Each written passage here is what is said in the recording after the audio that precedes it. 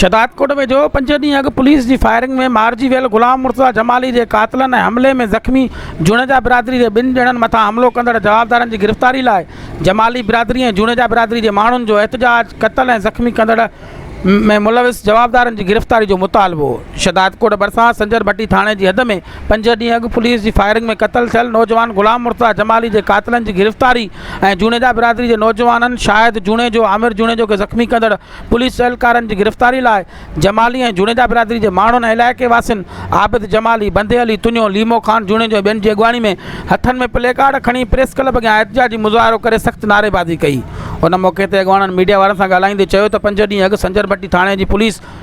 ज़मीन तां वापसी ईंदड़ ॻोठाणनि मथां अंधाधुन फायरिंग कई, जंहिंमें असांजा नौजवान गुलाम मुर्तज़ा जमाली क़त्ल थी वियो ऐं 2 ॼणा आमिर जुनेजो ऐं शाहिद जुनेजो ज़ख़्मी थी पिया आहिनि, जेके हिन वक़्तु ज़िंदगी ऐं मौत जे ॿिवाटे ते जंग विड़ी रहिया आहिनि। हिननि चयो त फायरिंग में मुलविस SHO ऐं एहलकारनि ख़िलाफ़ सख़्तु कार्रवाई करे वाक़े जो केस दाख़िल करे गिरफ़्तार करे इंसाफ़ कयो वञे। हिननि जो वधीक चवणो त कंबर शदादकोट पुलिस नाइंसाफ़ी कंदे असांजे मक़तूल गुलाम मुर्तज़ा जमाली ऐं ज़ख़्मी शाहिद जुनेजो ऐं आमिर जुनेजो मथां केस दाख़िल करे नाइंसाफ़ी कई आहे, जेका मज़म्मत जोॻो अमल आहे। हिननि IG सिंध DIG लाड़काणो समेत 2 वसवारनि खां मुतालबो कयो त शफ़ाफ़ इंक्वायरी कराए मक़तूल ऐं ज़ख़्मियुनि मथां दाख़िल केस ख़तमु कराए इंसाफ़ फ़राहम कयो वञे।